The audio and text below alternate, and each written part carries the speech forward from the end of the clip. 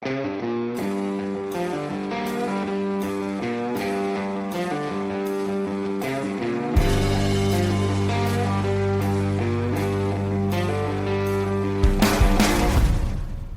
everyone, and welcome back to the Time to Calibrate podcast. This is episode 39.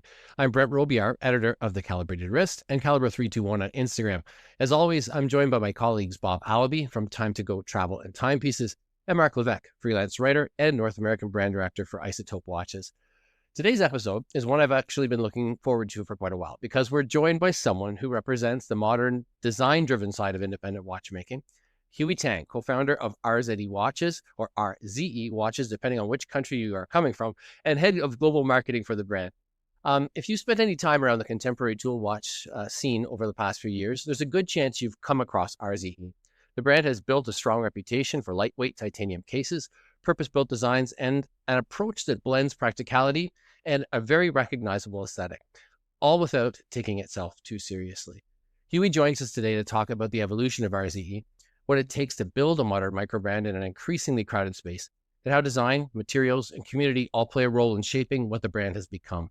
We'll also dig into how RZE approaches watches differently and where things might be headed next. Huiy, welcome to the show. It's great to have you with us today. Thanks. It's an honor to be on the podcast. And like myself, I've been looking forward to talking to you guys about the brand as well as just, I'm honored that you've been open to sharing the stage with me and jumping on the podcast with your community. It's really, really great to see you guys all on this pod.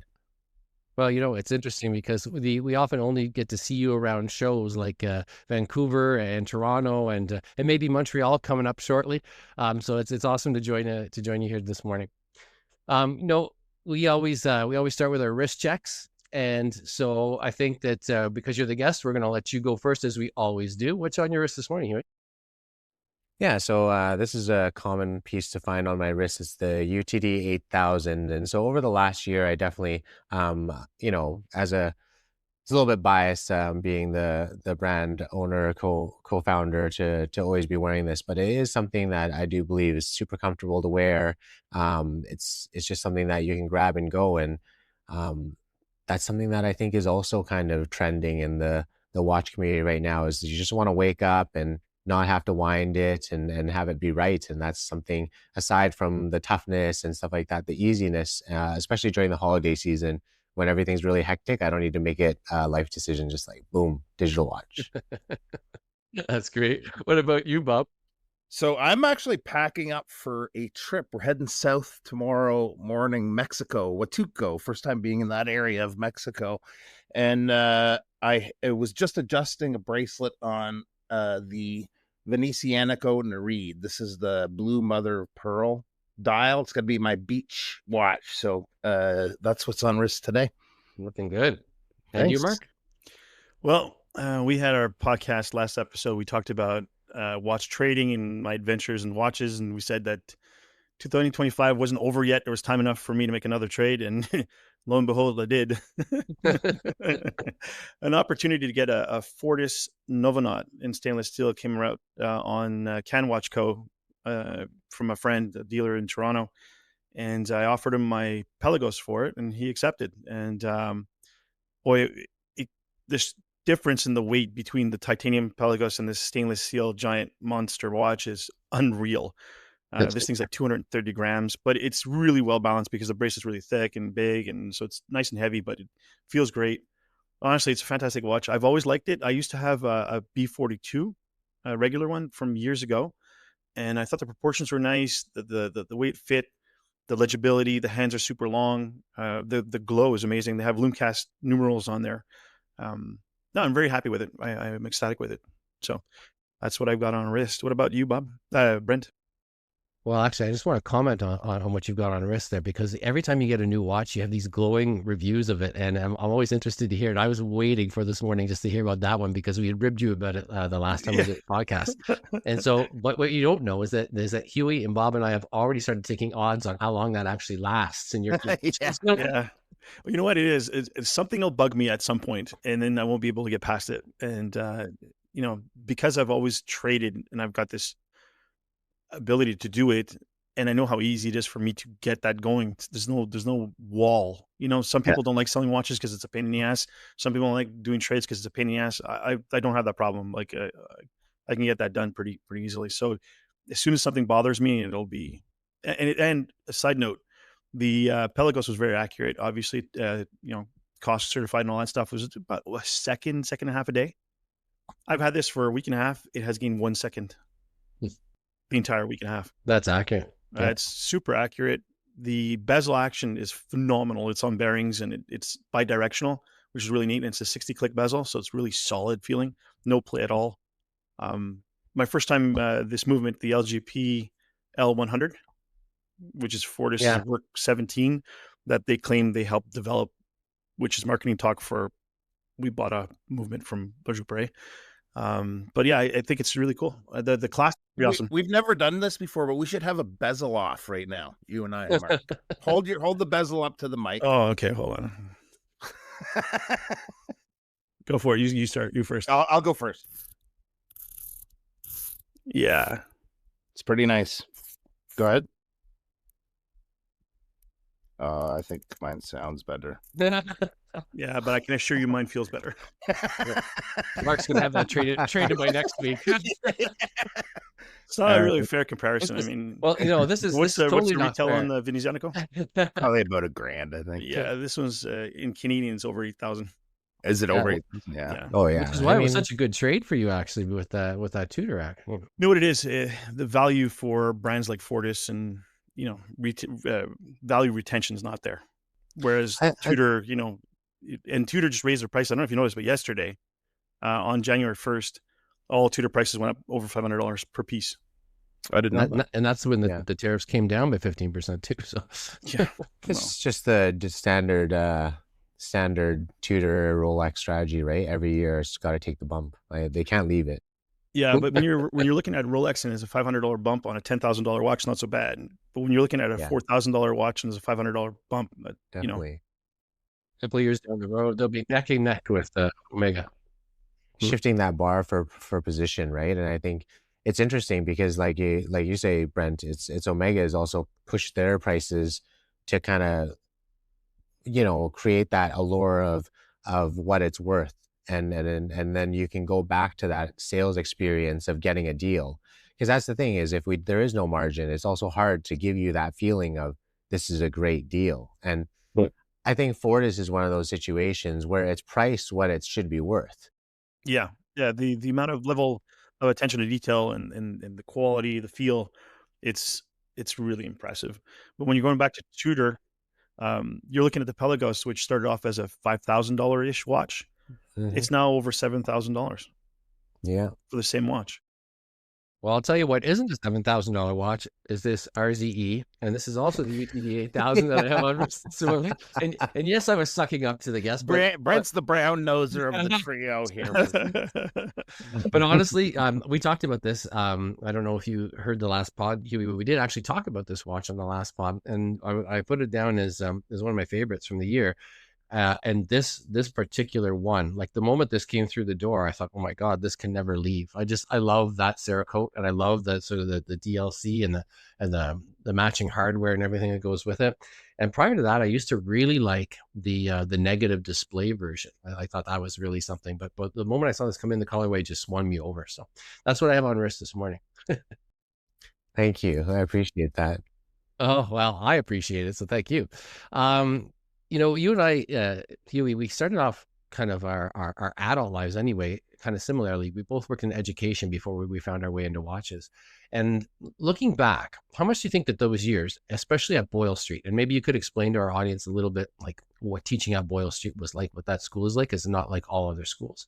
How would that have maybe shaped the way you think about people, leadership, responsibility, and where you've landed now?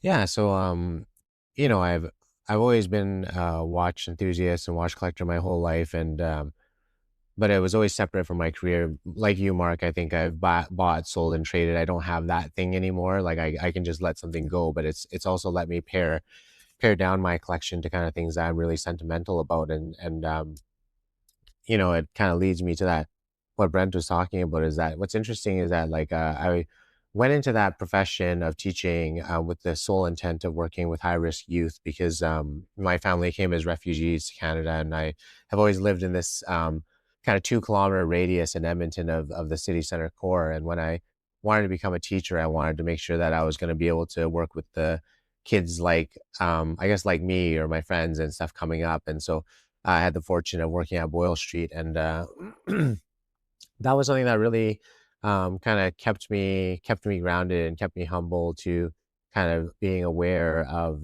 more or less the everyman or the middle class, or kind of like the everyday, I think, struggle. And it gives you kind of a perspective on what people value, and what it's like to want something versus need something. And I think that also kind of drove me in the hobby to be more particular and things like that. But eventually in my career, I became an administrator, and I have always, since a child, believed there's only one real Rolex worth owning, and it would be the day date 1803, because I believe that that's something that my dad as well believed in, and that all these things that were made handcrafted over time, and things you paid for without credit and stuff. And being a fan of hip hop and stuff, this 1803 is the watch that Tupac got, and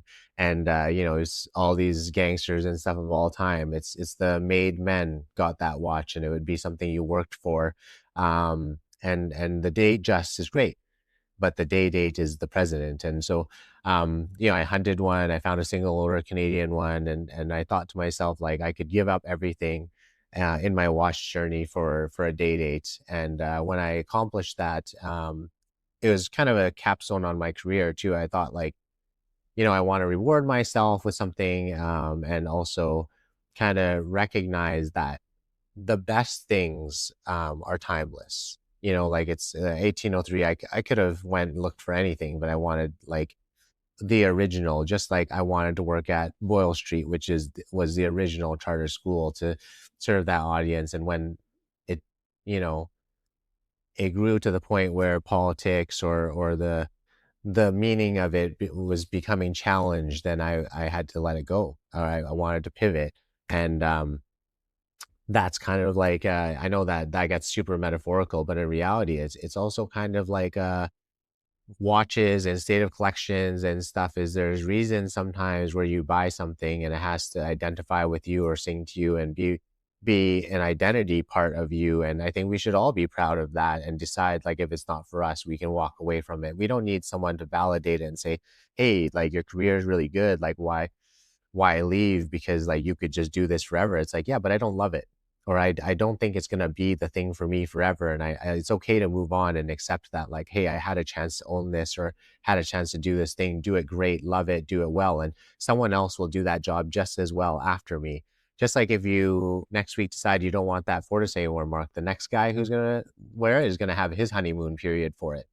And I think the second that you kind of stay in a place for so long just because, it stops the story from continuing. And it also doesn't let that story kind of play out in a way where you get to be your true self, or that thing, the object, gets to live its true life, or whatever it is. And yeah, that's just kind of changed my philosophy on even how I build a brand, or how we kind of look at watches when we make them and stuff. Is like, we want to make the watches for the people that it's for, and it doesn't need to be for everyone. Just like I don't need to be a teacher or administrator for everyone.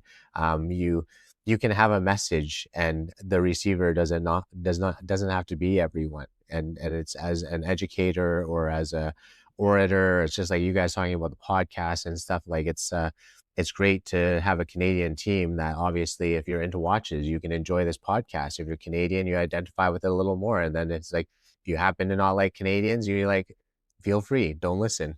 And I think it's just one of those things where maybe as a teacher, and then as an administrator, working with people and kind of meeting them where they're at in all their capacities and stuff like that, has kind of changed the idea of buying something or owning a product or what it represents. Because every day we wake up and we have the opportunity to never mind watches. You can put on a shirt or put on a jersey, and the second that someone sees you, they be like, "Hey, I know what you're about." And it's not about clout or anything like that. It's actually about connection.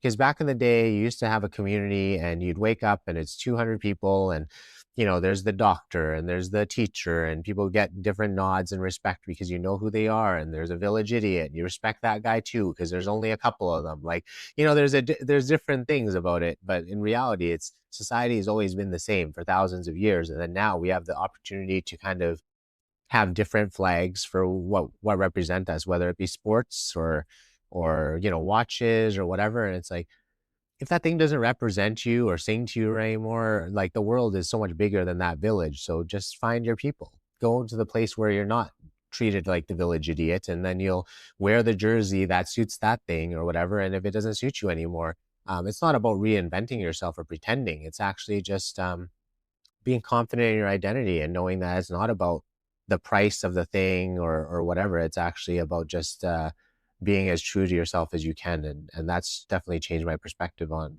all those things. I feel blessed now every day to be able to do this thing, and work with people like, Brent and Bob and Mark. You guys are obviously passionate about this. And it's not about money. It's actually about choice and freedom of being able to say whatever you want to say about the thing and have an opinion, and not worry about someone's judgment and stuff. That's what watch wearing is all about. You can wear a pink watch, you can wear a purple one, you can do like what Isotope is doing, where it's like, I think I heard Jose say, like, what do you want to be known for? It's like, I want to be known for being different. It's like the things that are like, look at this booth, come up to it, and you'll see that all of these things are different. And actually, to have an identity of accepting, like, hey, my identity is that everything is different. That's great, because that must mean that is diverse enough for people to come and look. And if there's no offering there, that's for them. By all means, Jose would say it too. Okay, see you later. Like, maybe someday down the road, like, good for you. And I think that's important. I think that a lot of brands have to get to that place. And I don't know if it's about education or if it's about kind of just like seeing, especially in kids, that, like, regardless of who they are, they can like anything, they can find anything. And I think it's like Alan Watts, the Western Buddhist, would say, is that anything that you're interested in, if you go at it and you go down that road of practicing and learning and stuff like that, you'll find other people who also believe those same things, and you can be paid good money for those things if you want. It's just a matter of dedication and commitment and finding your people. So yeah, that's it. It's interesting. I feel like I have to unpack a little bit some of those things you said, because you said quite a bit there. And one of the things I agree with wholeheartedly is that you come to a point, pivot, like you called it, and you think, I can no longer go on this way, or else I'm not going to be happy. And so you make that pivot. Caroline and I did that, of course, with education. It took us a little longer than it took you to make that pivot, but we just woke up one morning and realized that COVID had changed education so significantly that it just wasn't what we were into anymore, despite having had successful careers and happy careers. And so, we made that pivot. And, the other thing you talked about was flying a flag or having a tribe. And I really think that's an interesting way to look at it. When Andrew McCutcheon was on the show, he said to us after our wrist check, he said, I can tell a lot about you guys right now, like just by what it is that you were putting on your wrist. So I think that's really interesting. And, you may have also danced around this next question a little bit, but I'm going to ask it anyway, in case you have more to say about it. Obviously, the movement from being an educator into being a watchmaker is not, or an entrepreneur, let's call it, is not necessarily a direct line. So I'm curious, the experience that you had with disadvantaged youth, you had to be adaptable, you had to be have empathy and lots of patience. So does that change the way, or did it change the way that you approach building RZE or a brand in general? I think one of the things about looking at like an independent brand or a micro brand, a lot of things that people talk about is cost, price point, right? I think that one of the things that I used to think about is that, and you guys will obviously think this is hilarious too, is that, because it's true, is that for 99% of people, an Invicta Homage or a dive watch to an average person's like, nice Rolex, it's not a Rolex. Oh, nice fake Rolex. Like it's if it's not like a certain thing that they already know, it's like if it's a dive watch, it's gonna be a Rolex or not a Rolex. And I think Yeah. in or like now it's probably AP or Patek and stuff, especially among kids that listen to rap and stuff, right? And you kind of like look at it again, going to the everyman thing, and I think building a brand, we wanted a brand that would eventually be mainstream because I think when I was talking to Travis about why in my entire life of watch collecting, I have never bought with my own money a micro brand or independent, despite having, followed them and read about things like Steinhardt and De Boffre and all the original, Rolex homages, as they rolled out. I've watched all these things happen. And it wasn't that I wasn't going to recommend them to friends who were collectors or anything like that. I certainly did.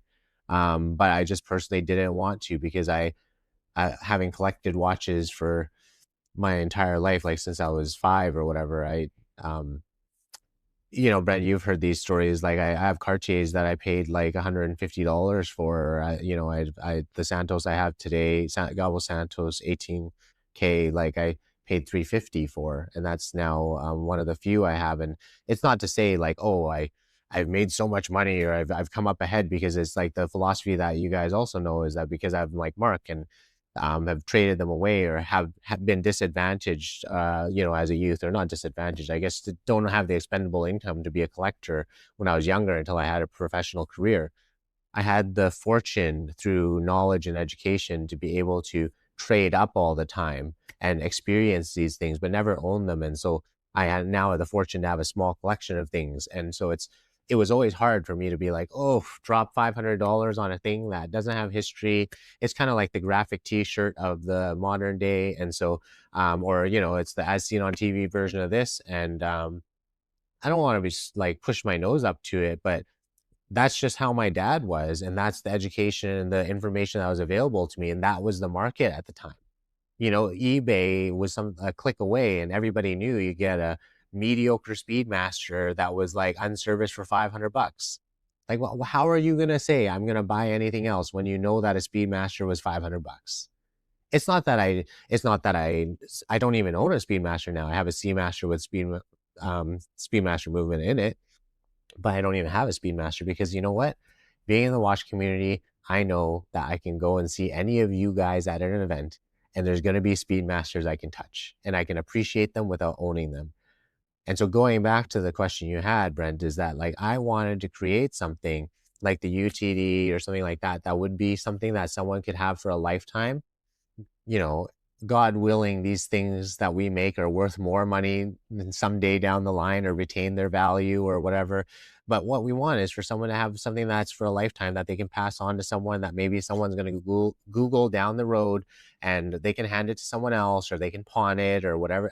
Not that they should, but I wanted something that had a brand with an identity that was going to be recognizable so that a kid or somebody else could aspire to that thing. And because we know that the things of old, like Rolex and stuff like that, they're not attainable for the kids that I was teaching. That's like, or their kids even, probably. It's imaginary. And I'm not trying to be a jerk. They're certainly like, if they work hard and that's their life goal is to own a Rolex, yeah, sure. But Veblen goods are not things that are supposed to be every person things anymore. And neither is Omega or whatever. If they didn't sell aspiration, there wouldn't be a point for that. And I think that Hublot and Jean-Claude Biver taught me so that I could remember these things, that like, no matter what the whole community says about Hublot, they don't care what you think. They sell 12 of them at retail to people who believe in what Hublot is because they saw it on the corner of FIFA in 2000 or 99 or whatever. And those are going to be the people who are watching F1 and know, Ronnie Feig and Kith, and they're looking at Tag Her and they're like, man, that's sick. I know that my old man like had a Tiger Woods watch back in the day, and that was like the sick mall watch or Wolf of Wall Street or whatever. They know there's a big gap between like Rolex and Patek, right? They already know that, or Rolex and AP. the world is kind of in this weird place right now where like they don't realize that gap between Timex and us or whatever. And that's actually the only space that matters, because that's the people who aren't wearing watches right now. If you can convince anyone to go from a F91 to spend double or triple that, or to like not wear an Apple Watch, whoa, you are like changing the world right now. Like that's the thing that should matter. And that's the kids, that's the education, that's the part of like realizing what's in. But if we're just talking about like, what's the modern Seiko 5 SKX like 007 these days? It's like, man, just like there's 6,000 videos from the last 10 years. Like Mark at Long Island already bodied that business. That's the reason why Islander is so good. Like, we don't need to talk about it anymore. You want to go down the AliExpress road, like, they can do that. Kids know what Temu is too. If they want to buy a rep Rolex, they can do that. And I think that's one thing that I think we also have to be really careful of getting caught up in, is that like manufacturing and the quality, even like you said, Bob, on the low end and stuff, is so good. And so if it gives a kid an opportunity to experience something really good that's not a fake or whatever, and it's a good price point, it's kind of their t-shirt, we should just be really proud. And that's changed the way that we change our messaging too, because I wanted all the things about our watches to be dinner table conversation. It's so a kid can say it's cool. Not many kids are going to sit around and be like, well, the lug to lug is about 42, and like the slope of the lugs just comes down just so. Like it's just not a thing. But it's true, right? It's great for every enthusiast to like it, but the nuance of changing it for the sake of changing it so that someone can have it a little bit better, so that you can get the last $400 out of the next guy, is crazy work. And I think we see that too much in the business. And there's too much. And I think, Brent, you heard me say when we first were at Toronto Timepiece Show, that to a lot of other brands and I guess media friends and insiders, that I want people to know that as brands, and I know that Jose would say this too, is that us of all people are not out there to try to eat anyone's lunch or convince people that our stuff's the best. There's plenty of brands doing great things, and we should just be celebrating other brands and what they do, because if we get into the weeds of like, oh, we got to get this last customer, it's never going to go. It's not a community thing. It's just like you're banging your head against the wall. It's like telling a kid that you got to memorize 2 times 2 is 4 and 4 times 2 is 8. And it's like, yeah, rote memorization works, but you know what else works? Like 4 2s is 8. I don't care how they say it. I don't care how they tell the time. Just tell the time. Tell me what time it is. Like, you guys have read Rebecca Struthers' book, and it's like, we're a long ways from when like people were like the man, and like only one man here has the clock. Like, we'll work until it's over.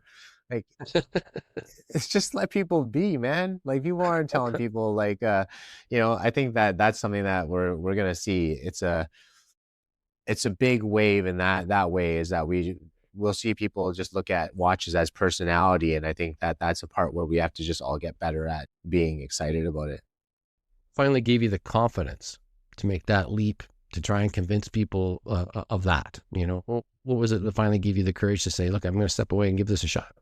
I think it's kind of like what you said about COVID and seeing that education's entirely different, is that everything is entirely different. And something that I've been passionate about all my life, and also seeing like that the micro brand or independent community was moving so fast, but no one was going slow to go fast. Like, like nobody was actually building a brand. They were building product, but they weren't building brand. And so when I talked to Travis about it, I said, there is so much Pinocchio and so much will never be the real boy.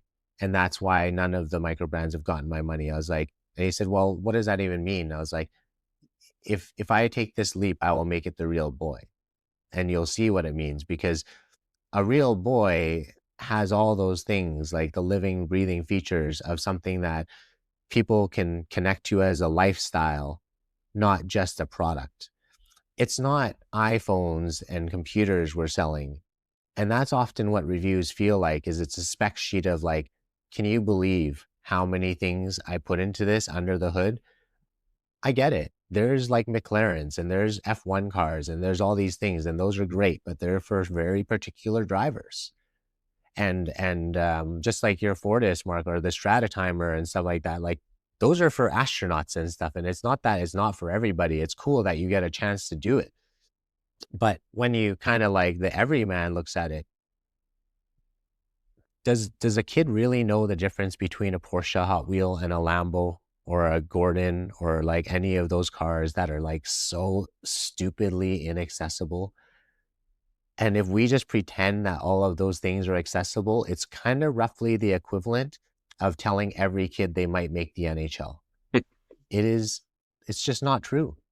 And that's the thing with like the kids sometimes that we were working with and stuff, is that some teachers also have to remember that we all need to change our measurement of personal success and not project our personal success on what other people's happiness or what their goals are. Or, like if some kid just wants to make sure that they can do math so that they can be a cashier and like, kick it with their friends, and like they don't plan to have kids and they just want to live their life and do that thing. Who am I to judge that they're not going to aspire later and get sick of that? Get them the math so that they can go and get their job, because that's their current hope and potential. It's not that I'm diminishing who they might be able to be later. I'll encourage them and support them. But that's kind of like the reason why I took the leap, is that like in the end, how does a brand get there? Or how does anybody get there if I don't do that same thing? It doesn't mean that I need to be making big bucks or crushing it, but if I can every day be the cashier, hang with my buddies or whatever, sell watches, try to convince someone of this every day, and like talk to you guys during my work day, damn, like that's pretty good, right? And if I recently had a kid a couple of years ago, or like almost a couple of years ago, and I think that really changed my perspective too, is that like, I want to make something that he can see down the road is tangible, and that like you can also do this thing that creates what I hope to be a legacy. I hope that it's possible for brands to be born, and you can commit and do the thing as long as you put in the work. If you want to do a fly by night and do a $1 million product that retires you, I think that thing has long sailed. And I think that nobody really recognizes that on the internet anymore because the influencer world and stuff. But like in reality, I think you guys know as well, there's no watch, no jacket, no anything anymore that's going to retire a person. A singular product cannot be done. And let's say that they hypothetically could, because someone's going to listen to this pod like, oh no, definitely, I know this guy, like this, that guy could 1 million it and it would be over. Yeah, but like the sad reality of it is that if you could crush it so hard that you were going to turn it into your lifetime golden goose product, I sure hope that you own the entire supply chain of upward vertical for that thing. Because if you think that it's your golden goose and you think that you've gotten ahead of everybody else who's seen it and stuff like that, you're going to get knocked off in about 3 months, and that will be the end of that.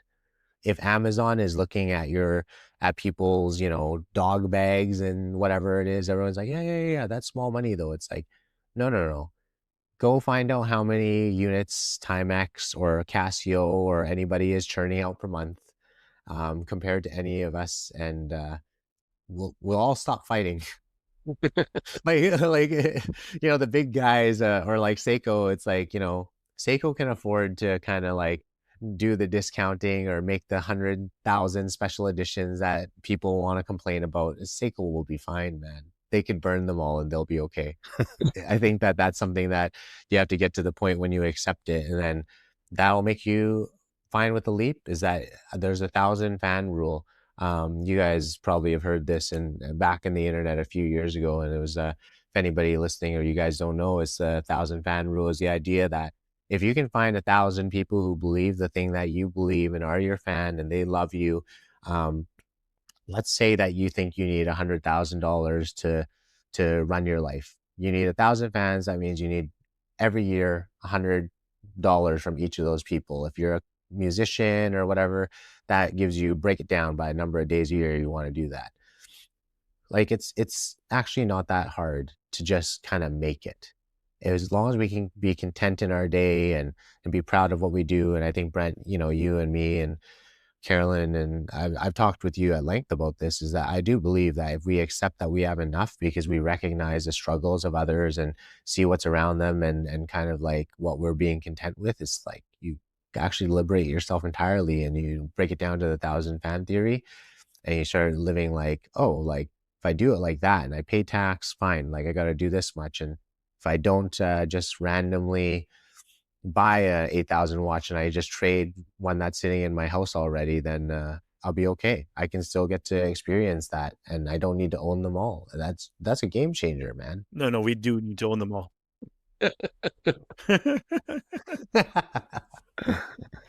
So let's take a tiny step back here. Your partner, Travis, was one of the original founders of Boulder Supply Company.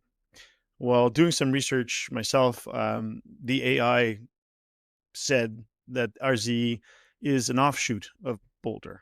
Of course, we all know AI summaries don't paint an accurate picture. And, I'm sure there's a bigger story to this. So what is that story? How did that all start and how did you get involved at the very beginning?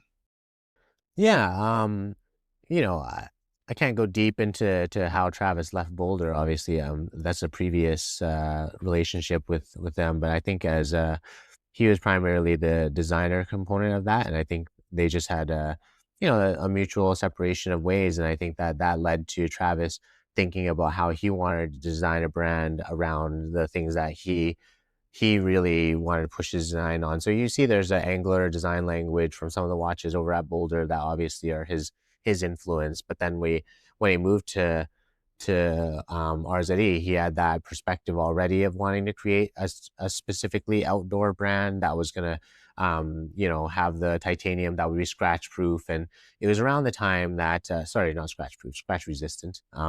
But it was around the time that Traska and all these Dia Shield, all these other kind of like clear PVDs and stuff like that were coming out. And Travis being an engineer and a pilot, and he's just kind of being in the aerospace industry. And you guys probably know, Brent knows, I have a aerospace, like one of the original minute repeater aerospaces and stuff. Like I just love these kind of things. Travis loves these things. And the major complaint of those would be that they would tarnish and they would like look all scratched up and stuff like that. The only one that around that time would differ really would be maybe the Pelagos. I mean, there's still like SBDB 001 or 11, the titanium divers that were like pre-GS, that were titanium over at Seiko and stuff, were kind of going into the territory of kind of like some kind of coating, but it wasn't really in a microbrand thing other than Traska and stuff or in stainless steel. And so Travis put it upon himself to like want to solve that with a USP and say like, I want to make it Ultra Hex 1200 hardness Vickers, try to find a thing that would work for titanium and then focus on the tolerances and find a way to make that work. And so that's kind of the birth of RZE. And so when he created that, he had been working with Kirk. You guys may know him, Kirk Lepton on Instagram, and he was the original photographer who's now our creative director. And his he had met me through Instagram as well, just kind of through the watch community and stuff, casually as a collector and as an enthusiast. And so he was talking to Travis casually about kind of like what Travis's brand direction was, because as a creator and as a creative and someone here based in Canada and stuff, he thought it was a great product, but he wanted a vision of brand. And so he was shooting EDC and stuff like that. And obviously the gap between EDC flat lays and actual user, photography and stuff, like Brent is a, prime example. It's a big leap from his basement or wherever to going out in the wild and doing it. And that's why it's like, it's so impressive. Like the stuff that he does, you can't just do it. I think, Brent was like, I saw that the skiing thing you did with Longines, like you're deleting stuff off your card or whatever. You're like, yep, harder than you thought. Like, like it's one of those things where I think, even when you're a watch brand, you think about how much it costs to create creative around something to make it real. And it's not just Travis, it's everybody in the industry. They'll tell you how much it's not worth it to make it look real or whatever. Like they don't understand the gap sometimes even or whatever. And so Kirk was just telling me to talk to Travis about what it takes to go to like from Pinocchio to Real Boy. And that's kind of what led me to it. And what kind of made me turn on the switch to say, I'm going to do this is like the potential of creating an outdoor brand or lifestyle brand that is like truly represents, a lot of the aspects of who I am as a person, trying to work on sustainability and integrating rewilding Canadian Indigenous lands and planting trees on shelter belts and supporting STARS Air Ambulance and stuff. Those are all parts of me as an individual, but as a Canadian as well. But I know that those are all wholesome stories that make a brand real to all those people who are users as well as to people who are all around the world. They're like, man, STARS Air Ambulance, like, is like what happens when you crash on a highway in remote Canada in Alberta or like and it's freezing -40. Oh, that's what happens. A helicopter comes and they pick you up. Or like if you go hiking and you break your leg or something and there's no National Guard, what happens? These people come and get you. Those are stories that need to be told, just like flying doctors at Oris or anything like that. And when you look at, again, going to Jean-Claude Beaver and all of these legends of the industry of the heyday of watch marketing, these are the madmen of that industry, is like they were telling stories. They weren't telling specs. They were paying $1 million for the right to put something on James Bond's wrist. And I hate to tell it to people, but it's like James Bond hasn't been relevant for a long time for a lot of young people. Like, it's just like, if that's not relevant to them, what is? And you know what is experience. It's like, go on Instagram, like see what people are looking at especially as kids. They want to be outside. They might not be actively getting outside, but they're seeing this stuff around the world and being like, that's incredible. That's beautiful. I want to be there. And then it's not because the person climbing the mountain happens to be Nims Dai or something like that they're going to want to go up there. It's cool. It's Nims Dai. But you know what? When it's Nims Dai, it makes it super inaccessible. You start thinking like, damn, I got to be on Netflix to climb that mountain. You don't. You just have to be a guy with legs that happens to be in Alberta. And, like, it doesn't matter. And that's the reason why, if you look on our website and stuff like that, there's people who are like, maybe they're like minor influencers or whatever, but they're actually all people who are dedicated to their job of doing the thing, of like being explorers or outdoor adventurers and stuff, because those are actually the people who are going to give you the real results. And what's ironic about it and challenging with all watch brands to find the authentic content is that it's kind of like asking a guy who is like doing roofing to take pictures of him up there roofing. If you were roofing, like any of us guys, I'll include myself. If I was roofing, 1,000,000% I'm up there and someone has gotten a picture of me roofing with my watch. But that's because I don't roof every day. It's because I'm never doing that thing that someone is going to take a picture of me doing that thing. If your job is roofing, you have no idea why in the world anyone would be taking a picture of your wrist. You wouldn't have a camera up there. There's 10,000 reasons why the guy is not getting a picture of an authentic thing. Extrapolate that to every single solitary thing that every watch has ever been themed about ever in 1,000,000 years, like since the beginning of time. It's like, how many deep seas have been down to the Marianas Trench? Just one. That one. The one that James Cameron took. That's the one. How many other ones have been diving? Probably less than are, really anybody wants to admit, because there's probably a million of those. So, I think that it's a crazy thing when you try to close that gap, how big you realize that gap is. Mm-hmm. So what's in the name? How did you arrive at the name RZ or RZE and the tagline "Assembled for Adventure"? So initially, Travis being industrial design, and like, German design, like it's a nod to Zin and stuff like that, like the H-Link bracelet and stuff. And so the original name was RZE. It's a German word for travel or travel. And I think there was some trademark stuff, and there was also some individual like community members and stuff. They're like, yeah, it's kind of weird, kind of like a word mark that like um it could be any word or whatever, and maybe took a little bit too much explaining and stuff. And so Travis was thinking about like what you could compress it to, kind of, and then it resulted in RZE.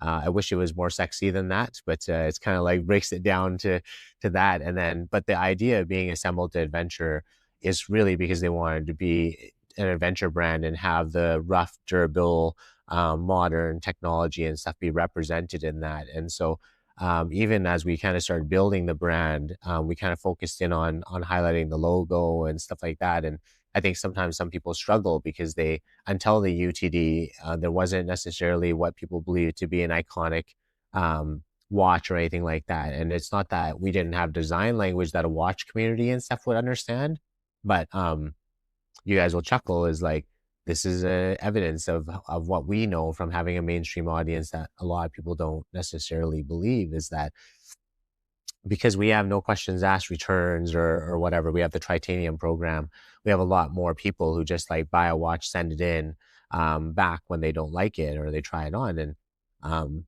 we have a 36, we have a 38, we have a 40. People just order the one they like. They don't know size. They don't know the difference. In fact, they think they all look the same. And I know that hurts people's souls, but for the number of people that have told us that they don't understand why their watch is dead is because it's mechanical, or they didn't realize that the 36 is indicative of the size. They should have bought the 38, the 44. Like, we've had people that should have bought the Aspirare that bought the 36. It's like, cool field watch. It's like, wish I would have bought the 38. It's like, still not going to get there, buddy. Like your 8.5-inch wrist is just not the ticket. But sometimes it's better to guide people than to kind of like tell them what they can and can't do. And I think that that's something that that's the thing. So first of all, did you guys actually sell watches under RZE? I feel like you did, yeah, because I think I actually had a couple in like loaners for content at one point in time. I'm just remembering that all now. But so for anyone listening, I've seen, including you guys, brands right from the very early days, a lot of failures, some really big successes too. But is there anything that for somebody that's maybe dreaming of starting their own watch brand, is there any lesson you learned the hard way maybe that could help? Ourselves and everybody else has learned everything the hard way, I think. And I think that that's true. Whether anybody wants to tell anybody what they've learned the hard way or not, I think is the challenge. And I'm always open telling people what we learned the hard way. And I think that the thing that people have to get is that people will outwork you when you're sleeping. If the easiest way to compare it to is that, because it is a commodity now, like, is that there's a lot of factories that can make watches, and they're over there sitting there waiting for you to want to make a watch. For all of the people who are just saying there's just parts in China, or there's parts in Switzerland, or parts in whatever. It's like, yeah, there's parts in Switzerland. I don't care if they're made in Switzerland or made in China and then finished in Switzerland or whatever. Parts are parts are parts are parts, and there's lots of them everywhere.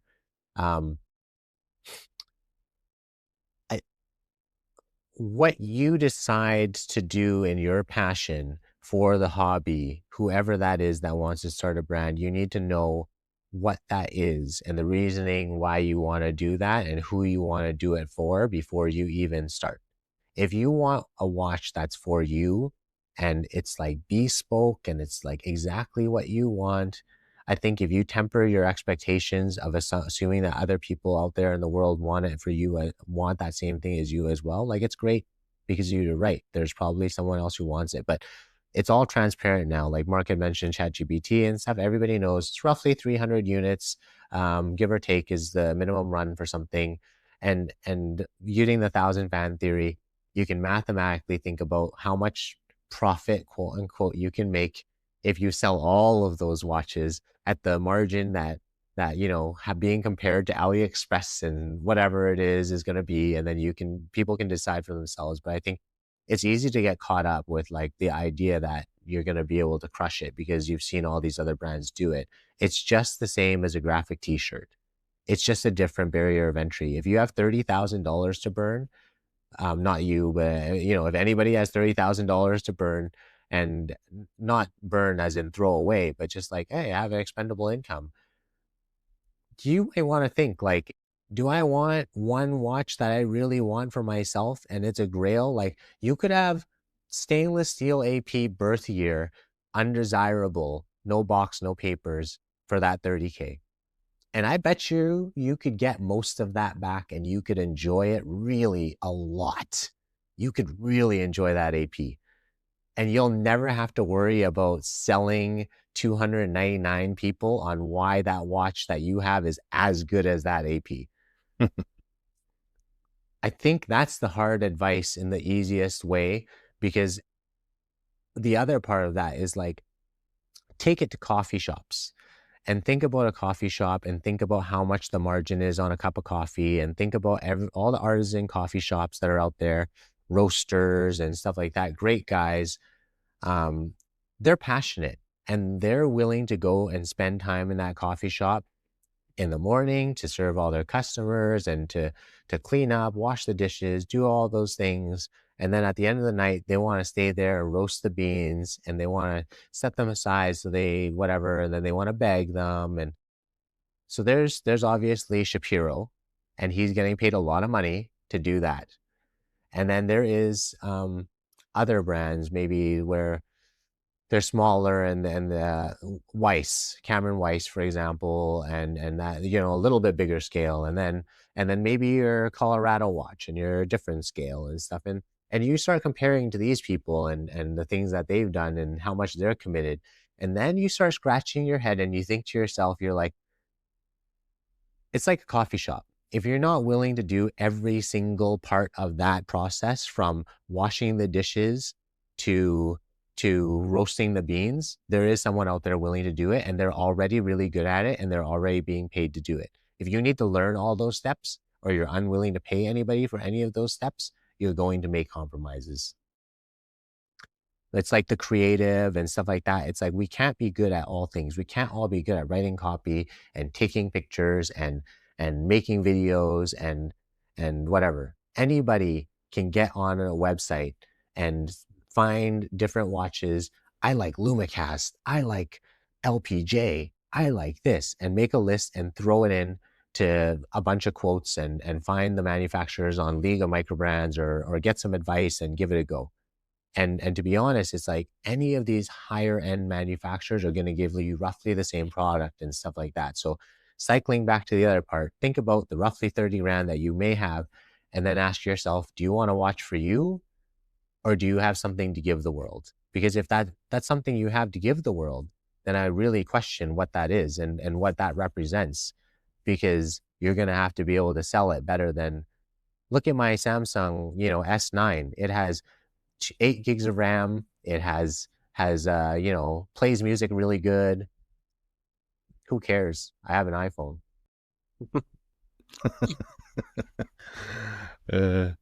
Looking back at your first Kickstarter launch and where the product line is now, what's one unexpected lesson or in design or engineering you've learned?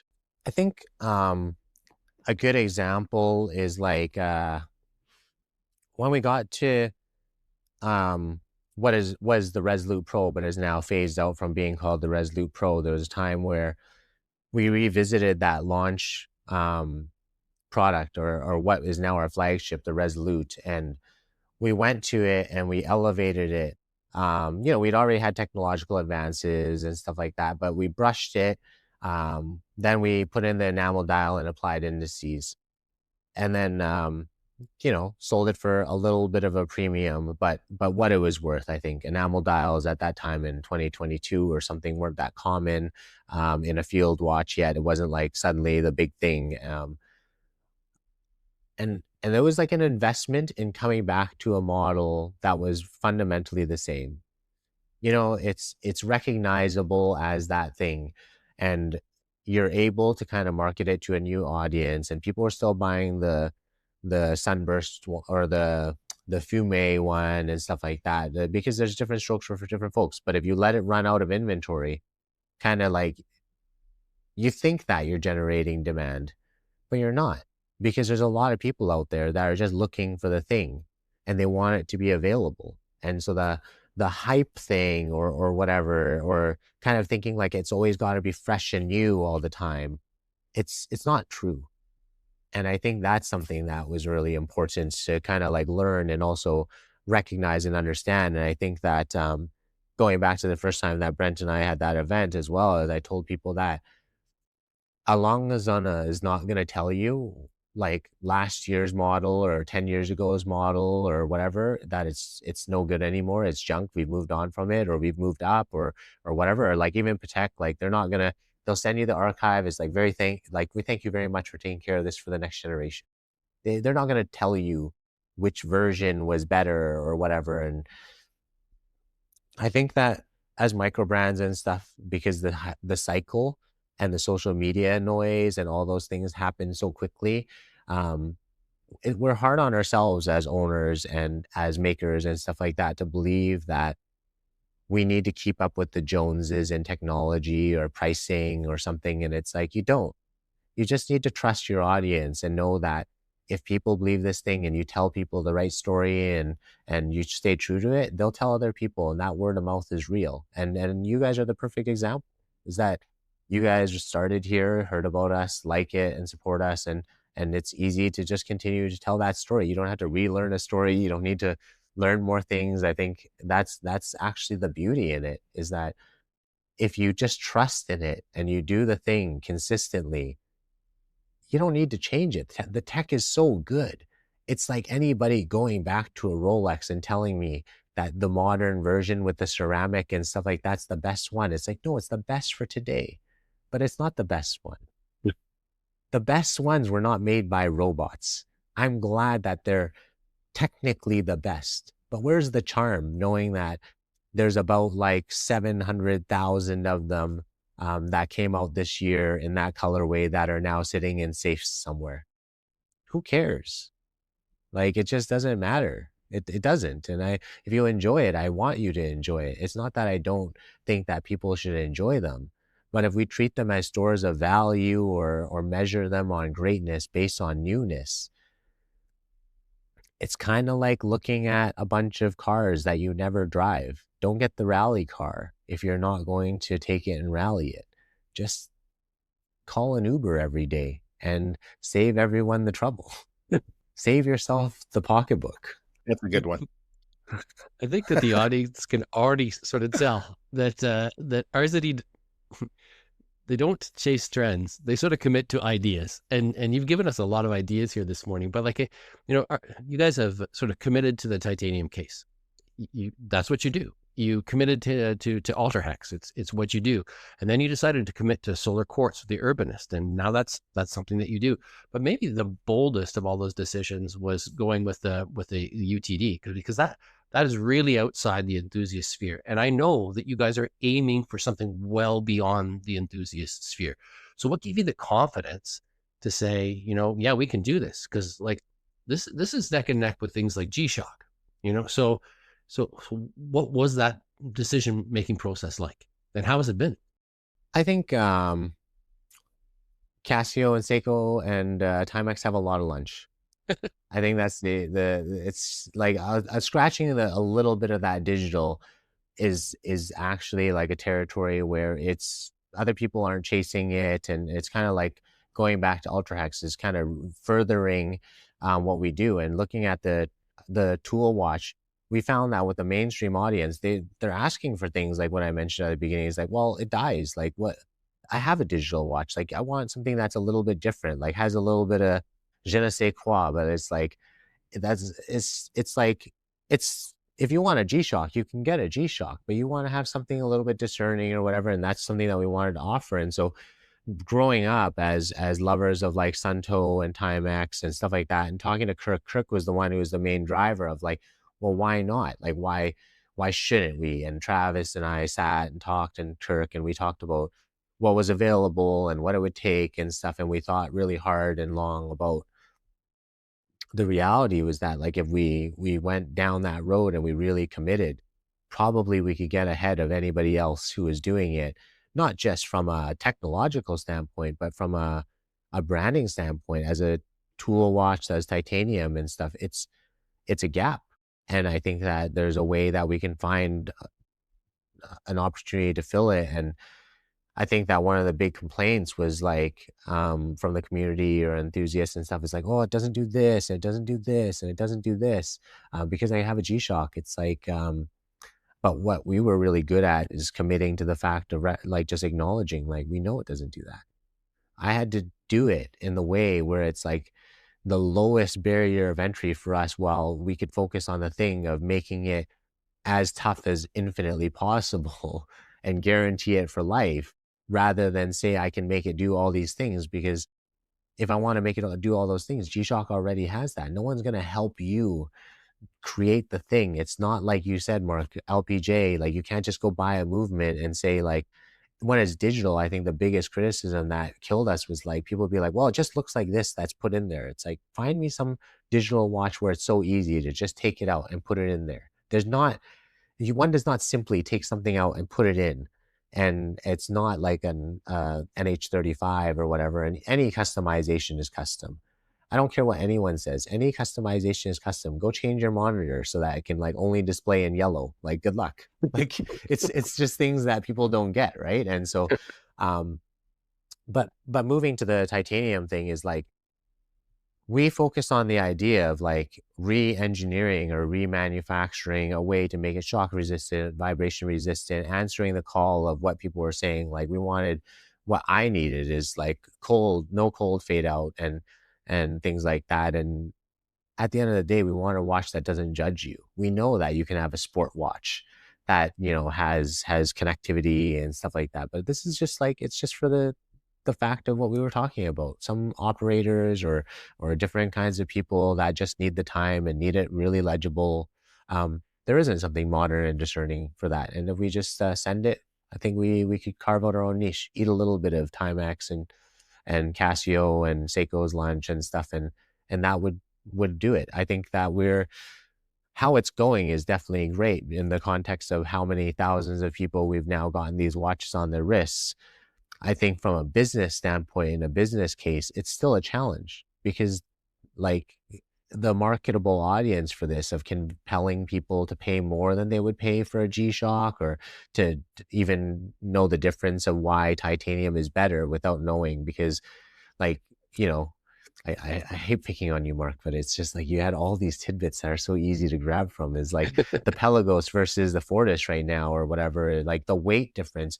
You look at the size of a UTD and you think like that's going to be big and heavy and stuff. And then you're like, people don't know how different the weight in titanium is, or how it's going to wear or whatever. And I think that that's where the investment on our end is going to come from, is that if we're in this long enough, then people will be able to realize and see how good it is, but it takes time. And so I'm really proud of what we've done and what we've accomplished, because it was the fastest selling model. It's now like by volume getting to be kind of what has sold the most. It's not just fastest selling. It's going to be the by volume the most. And I know that we can keep doing it because we're going to keep the price kind of relatively reasonable. Like, we're going to try to keep it here. And I know that people are going to say it's so expensive and stuff, but the reality is that some things just cost what they cost. And we don't have a aggressive discounting strategy and different things. And I think this is another thing that, I mean, I committed to kind of prove it to everybody, is that we take trade-in, right? Trade-in on anything, in any condition, anytime. As long as it's one of our watches, you get a fixed amount. And so if we increase our prices, you'll get the percentage based on current MSRP, then you can make the decision. And our pre-owned section is very fixed. It's like, this is the pricing. And so it's no smoke and mirrors. That's kind of how we invest in our future, because I think that if we kind of look at it from a standpoint of we'll win in the end, kind of takes the stress off. Great. And I disagree. Your prices are very aggressive. They're not overpriced at all. If you look at what G-Shock offers in the MRG lines for the quality bracelets that you offer with the micro adjust on the clasp, the hardness coating on stuff. I think they're priced exceptionally well. Agreed. Thank you. And I mean, we definitely do too, but I think that the problem is that the non-enthusiast is always going to compare us to an Apple Watch or an Apple Watch Ultra or a Garmin. And, we've talked about trying to make our watches like Whoop compatible or something like that, like, something else that is going to allow it to be kind of active without diminishing the size and make it accessible. But the problem is, I guess, therein lies with just how hard it is to convince someone to even consider comparing it to an MRG, right? Is the difference between like a full metal collector to a D5610 to a 5600 and then all the way up to MRG. It's so tough. I think that's the even as a G-Shock enthusiast myself, I don't know if you guys are aware, but like the full metal that has a crystallized titanium or whatever, that is like still double the price of the regular full metal, is not even titanium. It's just crystallized titanium coated, and that G-Shock owner for some reason doesn't care. and that's a challenge where I'm actually still trying to unlock that code.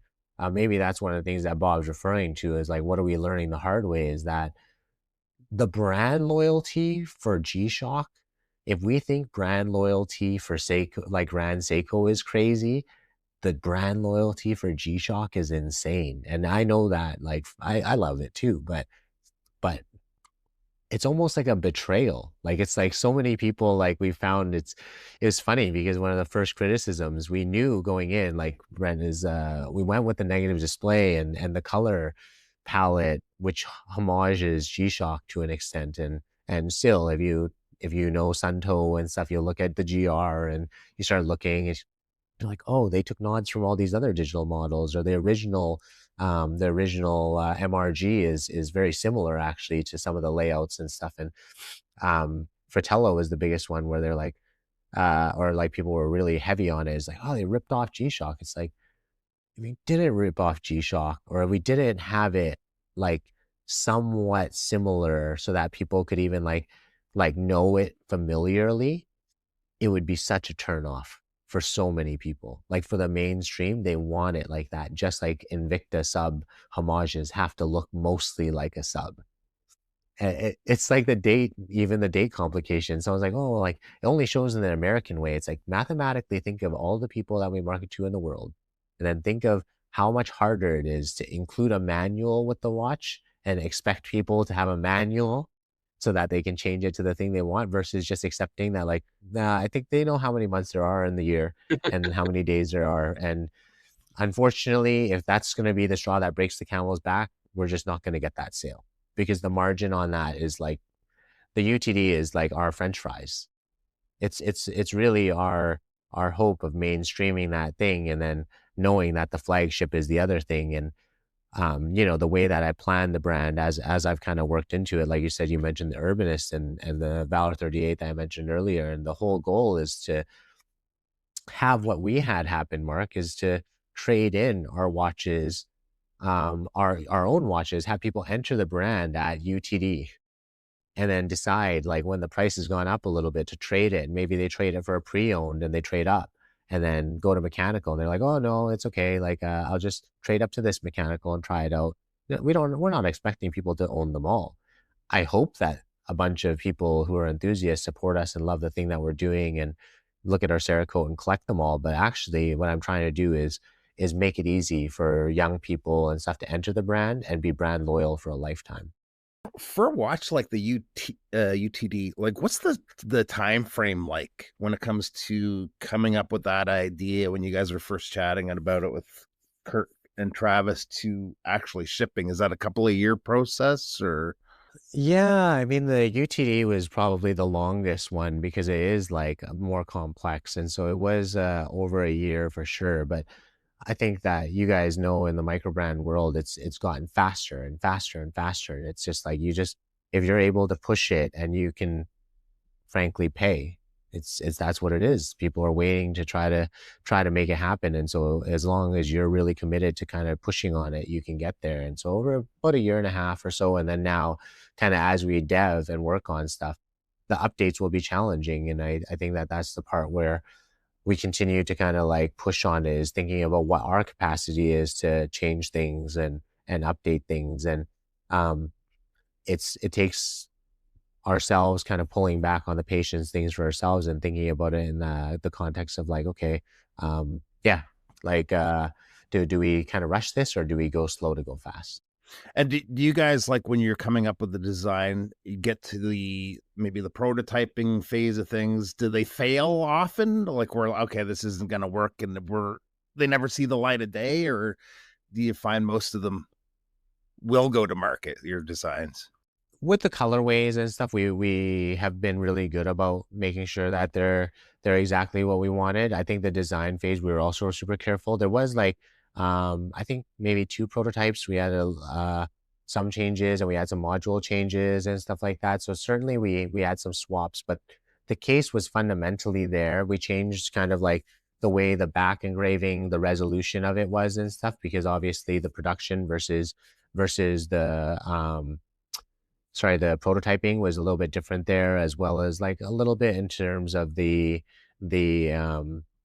geometry and stuff like that to fit our bracelets, because as you guys know, our bracelets on our UTD fit our Endeavor as well as it fits our Resolute and stuff, because we want it to be universal. And so when you're working with something, trying to make it universal, that's the challenge, right? And so that's where we did actually come into the biggest problems of making everything play nice. That was the toughest part. RZE has often felt to me like more than just a watch brand, or more than just a watch, I should say. I told you before the show started that I was listening to the Ariel Adams podcast that you did. And one of the things that he commented on was the fact that a lot of people, they make a great product, and some people make a great brand, and rarely do the two meet. And when they do, then you really see something that's going to be enduring, I think. And I know that you've talked to me about the idea of becoming the 100-year brand, like that, long after you're gone, hopefully RZE is still around, and people are buying it, and people are maybe even have the original, because those mechanical watches should stand the test of time. So I'm curious, like, you guys have really built this sense of community. I'm not sure that it was there in the early days, but certainly since you've come online, or we have people that follow you. They have similar values, similar interests, similar lifestyles. And one really good example was in Toronto. You walked in, and I think we were going to talk about meeting up later or whatever, and you had Trevor, who's written for us a few times on the Calibrated Wrist, and 2 of his buddies. And those 3 guys couldn't have been more stereotypically the people I thought that will show up with Huiy and would buy an RZE watch. And the EDC crowd, the guys that just love these, they're not looking for a JLC. They just want something that's tough, that will stand the test of time, that they can throw on in the morning and do whatever it is that they do for a living. And you kind of have that crowd now. How intentional was that on your part to get that group? Is entirely intentional. I think that's something that Kirk was really, that's his wheelhouse, is EDC. Like, he's also he was definitely photographed more knives and more gear and stuff like that. That's definitely his wheelhouse. But it's both him and I's area of interest, and as well, kind of as Canadians that love the outdoors and stuff like that. Like, Brent, I can't stop talking about knives and flashlights and all these things, because it is part of the lifestyle. And I think that when you work with kind of that mindset of what it's supposed to be used for, you start to gravitate towards those people, and you think it becomes a lot more authentic as well when you're taking the pictures. When you look at a flat lay, we're so particular about kind of, the GR is kind of the best example. We thought about it, and it's like, oh, you want to put a Swiss Army knife in there, maybe some Altoids, these things, because it nods to an era, but also not just nodding to the era and the timelessness of those things and the everyday carry things in your pocket. but you also need to be discerning with the price point and the accessibility of the other things in the picture. If you just send the thing to a photographer and you say, I want to make this look rough or whatever, it's just not going to be it. Or like when we look at the Valor 38 and you look at what we're doing with it, Super 73, it's like a electric dirt bike, and that's kind of like, that's the crowd of someone that might be more spec driven, that might be wanting something that's a modern version of a field watch. Or like if we were looking at again the Valor 38, the things that we have, it's like if you go camping and you have a Valor 38, you might be using an AeroPress to make your coffee, and you might be, you know, have a BioLite stove for when you're camping. You might wear Columbia. Like, yeah, can we get Arc'teryx and Canada Goose? Sure. But the guy who's wearing Arc'teryx and Canada Goose is a Fortis lover. Like, you know, we can't all be Fortis lovers. Like,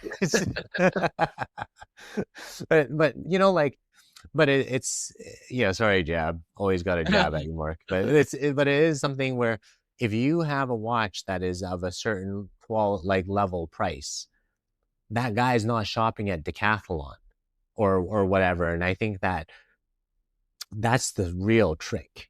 And it's not a trick, it's just awareness. And I think when you and me were talking about it, Brent, for what we want to do for events and things like that, it's also trying to be authentic to that, and then that way it's easy.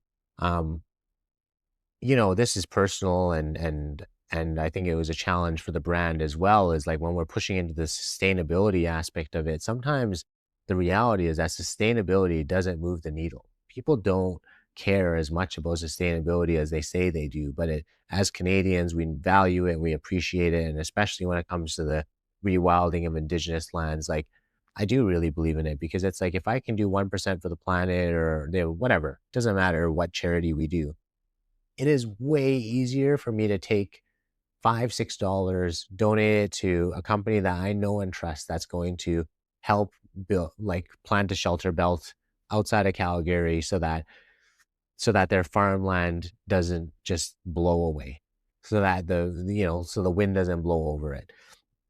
And when we were launching the campaigns and stuff like that, few people are like message, like, you know, support or whatever, it'd be like, why don't you just stop with the woke poop and make watches?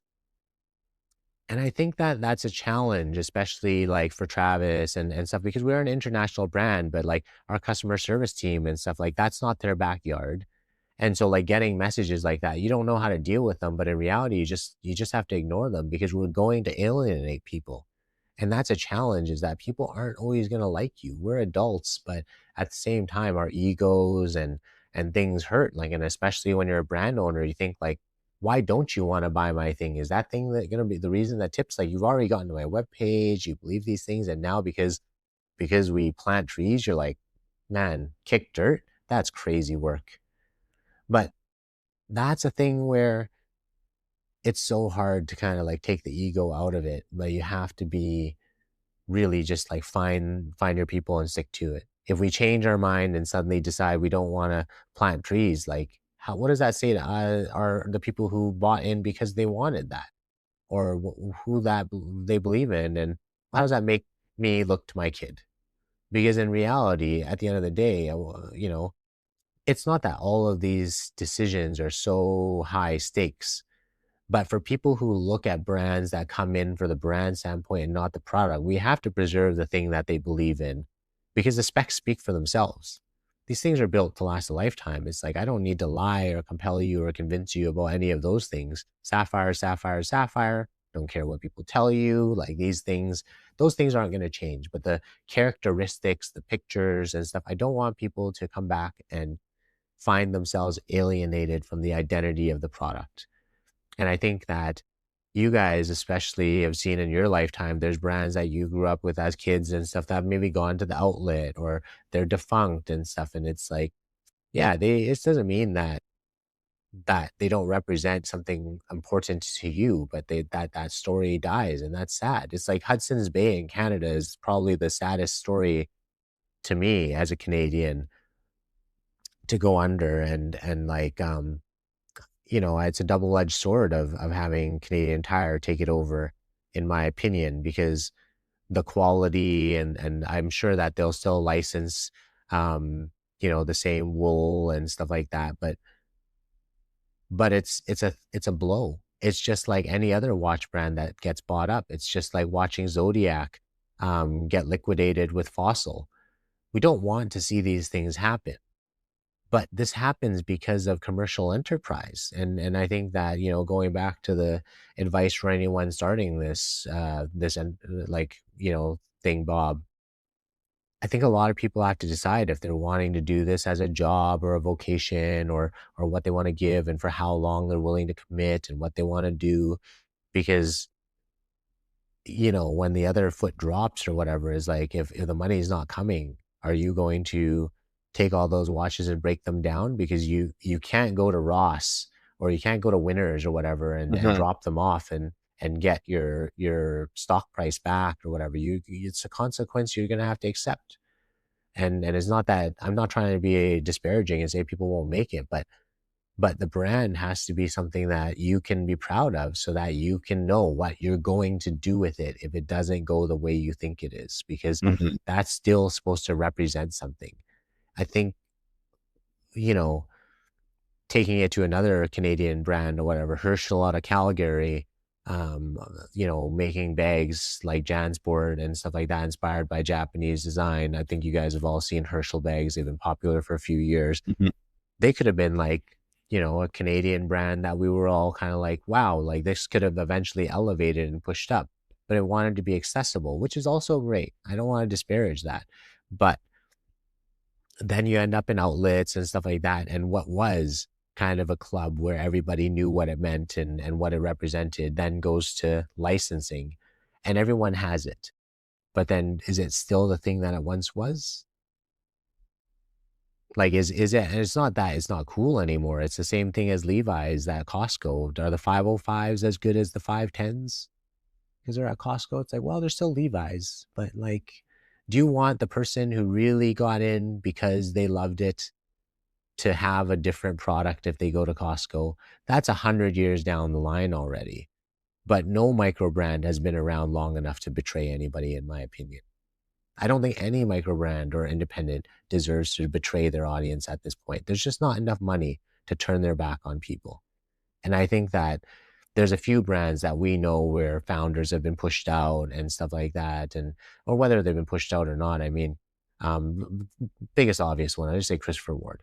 Christopher Ward's not a Christopher Ward anymore. And Christopher Ward is a very different animal than it was before, but at the same time, still making great watches, really diverse for enthusiasts and stuff. But it's taken 25 years or whatever to do the thing. They've shot their shot, failed it, shot their shot again, failed it, shot their shot, hit it. And now they're hitting it well. And Mike is the boss. And there's all kinds of things there that have made that thing work the way that it's worked. But the guy who started it's no longer there. And sometimes if you love something, you got to let it go. Just like what we're talking about teaching, is maybe someone will do a better job of this, but it's certainly not the way. I don't want to let it go when someone can go and turn their back and switch the script on what RZE is. And that's the reason why when you say like when we say something that we're going to do something, we go like the most extreme. It's like lifetime warranty on this, really hard to backpedal on that. If anybody like buys the brand, they decide like backpedal on UTD, it's like someone must have bought the brand. That's a weird backpedal. That's as simple as it is, right? Is that it's not to think that we don't necessarily believe that someday it will be bought or acquired or something. Is that we're also building with the recognition of how do we preserve this for 100 years without having someone turn their back on it and alienate people. And that's a challenge of thinking like, if the wheels fall off, how do we keep it alive? And that's why we do the trade-in program and all these things, where I've made a pointed note to go so far down the line that when you start pulling it apart, people have to make a choice. They have to sit down and think like, is it worth telling people it's not guaranteed for life just so that you can not replace that movement? Probably not. It's just not worth telling people no. That's awesome, man. What's interesting to me, and you've talked about it already, and you've brought up these initiatives, you have things like the Re-Verified program, you have things like Project Forest, and you have, your broader sustainability efforts. And they're really, they are baked into the brand now. They don't really feel like they're added on. And we can even hear from what you've already said about them, that those are those things that you even personally stand for. And we understand why, given your, where you've grown, where you've lived in Canada, and where you've even worked, for example, in Edmonton. Is it possible, do you think, for a brand to be successful without those outside initiatives, without standing for something different? Is it possible that they just produce a good product and there's no other story behind it? Yeah, absolutely. I think if you're willing to do something different, like Isotope, and the story is about difference, and you are kind of like creating and delivering something unique all the time, or design is the incentive, or you don't need the storytelling and an initiative if you have an identity, and the identity is to do the thing. But then you have to do the thing so well, or and that's okay, as long as you're willing to invest in doing that thing so well, right? I think going back to the coffee analogy, I think that's the best way to go back to it, is that, like, there's a lot of coffee houses that just do blends, and they don't do single origin, they don't do pour overs, they don't do whatever. And it's because when you cater to an audience where that audience is going to deliver that thing, you're going to get them. But you have to temper the expectation, and you need to then really have a pulse, and you have to be willing to move for those people, not expect people to move to you. And I think that when you look at the watch community as well, Vario is a great example, where the story is that, Ivan looks at stuff that's Art Deco, and he's inspired by a particular era, and like the trench watch and stuff like that. We looked at that, and it's like, yeah, that's kind of the only thing he does. Or not, sorry, that's rude. I didn't mean that's the only thing he does, but he's known for the trench watch. And so that was something where we could work on a collab, and it was something that truly is unique and it's kind of identifiable to him as his, and then the titanium is ours. There's obviously cool things that he's doing with the Versa, and like, I really love his newest one, the futurist, right? Mhm. The futurist. Yeah. It's just like, it's beautiful, like the faceted crystal and stuff like that. There isn't anything like that, but that those are things where you want to keep being able to restock them to meet demand. But I assume that will be the one in the industry now for a while, that is the faceted crystal and stuff, and that's cool. Like, you can do that, certainly. That's almost like his UTD. I think I know he's doing really well with the Futurist. I have one actually here, not right next to me, but that's an amazing watch. Very cool release. It's beautiful, and I think that that's the thing, is that you can create something that people can kind of identify you for something, for a period, and then, but then you also have to think, like, is the audience for that thing something that can run forever? And then you have to start calculating, or thinking, and I think Ivan's he's a great creative, as well as he's a good historian of the watches that he likes, right? And so I think that he's got ideas, but that's where I think we were mentioning earlier about, like, people who are just looking to build a brand. You have to have an idea of what the next thing is, or you need to know watches and like watches beyond that. If you want to start a watch brand, you don't start a coffee shop because you like Tim Hortons. You just keep going to Tim Hortons. Like, Now, speaking of sustainability, how do you incorporate it into the life cycle of the product and the marketing narrative? Does it ever conflict with scaling goals? I think it's actually way easier than people think it is to be sustainable. I think it's just about being thoughtful about your packaging and paying for the offset on carbon, because it's not substantial. When you think about it, it's just a choice. If you add the line down to it, you just pay it, and then you just accept it. I think that one of the things around recognizing that all of the products that we're at right now, based on manufacturing capability, modern technology and stuff, is that most of it isn't actually unsustainable. It's almost a discerning choice to make it not sustainable. And it definitely costs us. the money is the thing, I think, but I think that's an investment in it. The product circularity is also an easy thing for us to accept trade-ins and stuff. That's probably the biggest part of the sustainability aspect, the boxes, the shipping, the whatever, or, you know, paying for Project Forest or things like that. That stuff's actually really easy. Thinking about kind of taking trade-ins and calculating the service and whether or not we're going to break even on that or whatever, like trying to lock in those margins so that it makes sense. That's a bit tough, but the reality is that I want to preserve and retain that customer that thinks trading it in is great. Because I think one of the things that kind of takes the cover right off of it for you guys and for a lot of people is that, like, the reason why we went with a 30% difference, like if you buy a used watch from us, it's 70% retail, and when you trade one in, it's 40%. There's a 30% margin there between that, is because if you buy a mechanical watch from us and then the second that someone opens that up, you got to pay that man. You know, in Singapore, you're going to pay that man and he's a watchmaker. That's the thing. And so take the amount of shipping you got to pay to get it to the courier, to the guy. You pay him for opening it up, whether he's touched it or done anything to it or not. And then you pay for shipping it back. And that's basically that, based on how much money we have in our watches, right? If anybody's listening doesn't know how much that is, it's about like $100 odd dollars or 100 and some dollars US is some kind of variance in there in the wheelhouse. And I think that everybody knows this, is that if you get an SKX or any kind of NH35, people are going to be like, oh, but if I get a watchmaker to service it or anybody to service it, it's going to be $100 or 100 and some dollars if I don't do it myself, or blah, blah, blah. And why wouldn't I just get a new one? It's like, guys, if we treat every watchmaker like that, and we start kind of like, and this is not against anybody who's like a watchmaker from a garage or like you self-trained and whatever, but it's like, we're a company.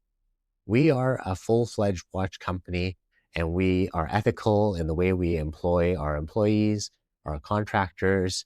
We're based in Singapore. We have a transparent record of customer service and stuff like that. Like, I can't just open it up and give like your word that you never wore this and sell it to someone else. And I think ethically, people want us to pay people well and stuff like that. And so I think it's also really challenging when the online rhetoric is like, well, why this, why that, or whatever, when actually it's really simple. Just when you put it up there and you work it out, you're like, if we do this, this is the sustainability thing. It's not just sustainability in that it's their 3 Ps of like product and people and planet. I know it's super cheesy, but it is a confluence of these things. Is that, you know, when people say you can't have things that are good, cheap, and fast, you got to pick 2 out of 3. It is actually still that thing. And a lot of people, I think maybe Brent, you heard me on a podcast with Ariel say it, and actually it comes up pretty much on every podcast. People are like, whoa, the prices are so good. How do you do it? And I'm like, this is why I don't have nice things myself. This is why I still have the same watch collection I have. This is why I fly coach. This is why, you know, because I want to stay home with my kid and do this thing and make a legacy. I don't need to eat everyone's lunch, because I think if we keep doing this thing, it will scale. If I just like look at the margin and think, if we can get more people paying this, eventually we'll get there. That's a really patient game. And I think that a lot of people are like, I think a lot of people keep asking me that question because they don't believe it. But it is really, truly that simple. And you could ask any person who has a successful coffee shop. You could ask anybody who has a successful anything. Like you could ask Terry from Revolver, like you guys know from Vancouver, is like, it's about consistency. It's not about ripping people off. It's not about being, you know, hiding where the money is getting spent or whatever. It's actually, if you take away all of the online keyboard gangster activity, and you kind of like take what business owners that you trust and believe in are ethically saying at face value, and you stop trying to read between the lines to find out where the truth isn't, that's actually the whole story. I mean, it's like, you know, Isotope or anybody, like ask these people who are doing it ethically and importing it, and you ask them where things are from and stuff like that, they're all the same margins, man. It's not complicated. We've been grilling you pretty hard here this morning. You had some great answers, so I'm going to throw you a bit of a softball here. I'm curious, what's your favorite watch-related memory? Like a personal memory. It could be from the early days as a young collector. Maybe it's a show you attended, a moment that you had of Eureka with RZE, or maybe it's a watch you owned that existed long before the brand. What's your favorite memory? Yeah, so I think I touched on this a little bit earlier about kind of my relationship with watches goes back to since I was a child, and my dad was actually the one who introduced me to watches, and it him coming as a refugee from Cambodia after the killing fields. We came to Canada in the mid 80s. I wasn't born yet. My brother was born in a refugee camp, but at that refugee camp, one day my dad was sitting there. He didn't have his watch anymore or anything like that. Obviously, it's been after the war, and the strolls in the Vietnam War. That Vietnamese soldier who isn't identified as a soldier, but my dad knows like this is a soldier that has come into the camp, and he has some things to sell. And one of those things he has is a Rado watch. It's a Rado Dia-Star. It's a watch head. He holds it up and he says, I'm just passing through. If anybody wants this watch and you get like a couple bags of rice or whatever, you can have this watch. My dad looks up. He's like, you're in a refugee camp. People don't like these people. Dad looks up. He's like, you know what? If that's a real Rado watch, I'll give you the rice. And the guy says, well, what? And my dad says, you let me take that out of your hand and I can throw it to the ground. I can grind it into the dirt and I can kick it down the road and it doesn't scratch. And I'll go home and I'll get that rice, like 2 weeks of rice or something like that, which is crazy at a refugee camp, right? It's like, well, that's worth gold. And my dad looks, he's like, yeah, you know what? So he does it, grinds it into the ground, kicks it down the road, real Rado, trades in the rice. I'm 5 years old. He's holding this watch. And we're just getting ready to go to like pawn shop surfing or whatever. If you're from Canada, 118th Ave, Edmonton, early 90s, it is rough. But the thing is, and my dad says to me, you know what happened in that refugee camp is now this is my one watch that I was able to come to Canada with, Swiss watch, looks like this forever, but he only owns one watch, doesn't even wear that watch, can't even scratch it, but that he doesn't wear that watch. But he has that to show me because we're going out and he says, we're going to go to the pawn shops. And because I know something that these people don't, that they don't value and they needed something, they've given up something precious that someone else can take care of or someone else can love or someone else can have. And we're going to go capitalize on that and go out and, we buy watches. And this is the rest of our lives is buying watches. And he would buy a watch, sell it for $20 or extra or whatever. And the one that I remember the most was like one of those following trips very close to that date was a Movado Museum watch in a box. And it's still to this day one of my favorites. And it's under the couch. And he says, like, I just take it out and I look at it, beautiful MoMA award-winning watch. And I just say like, oh man, Dad, like I just love this watch. And he's like, yeah, you can love it. You can appreciate it, but you don't need to own it. You can love it for right now and you'll see it. And someday, like if you want that Movado, it's an iconic watch, iconic museum watch. They're not going away. One of words, they make them like go to the store, still see it. And so, he's like, we're going to sell that. And then we're going to be able to eat. We're going to have nice things or whatever. And someone else who can, appreciate and afford that, they're going to get that watch. They can wear it. They can do whatever. But the guy who didn't value it, they don't have it anymore. Yeah. Simple as that. And so that taught me a lesson in terms of like, where I went as a watch collector, as well as like what that meant, and kind of like to this day, I don't own a Movado Museum watch as beautiful as it is because I know it's just like whatever, man. I can see that just like I can see a Speedy, right? And I do have my dad's Dia-Star, and I think that changed my life in that context. And it's funny is later down the road, obviously, like my dad doesn't wear RZE watches or anything. It's like he's not into it, thinks it's whatever, but he loves Seiko because that's for him. Seiko is the one because it's practical, not extra money or whatever. And you guys will get a kick out of all this to wrap that story. Is like, there's only ones I've given them. Like, I have like the, you know, the baby grand or the fake, you know, the all of the slipping my mind right now, but the like the Alpinist, and then all the ones around that period of Grand Seiko looking Seikos, Corsage, maybe. giving him some of those and stuff. He's like, I don't want any of that. I don't understand why these are expensive. Don't get it. And so like he's like, I told him about the Astron, like GPS, you know, like you just never have to set it or whatever. Awesome watch, blah blah blah. He's like, I want that. I was like, sure, Dad, get that. You guys know an Astron is not a cheap watch. He's like, sick, great value. This is why all other watches suck. I was like, That's funny. so that's one watch, and it's like, you'll probably never get or know how much it's actually, and that like it's a far cry from Seiko 5 or something, which he would be like, Seiko good is Seiko 5 is like, that's his thing. He's like, you know, the 5 things they believe in. I was like, yeah, Dad, it's the same.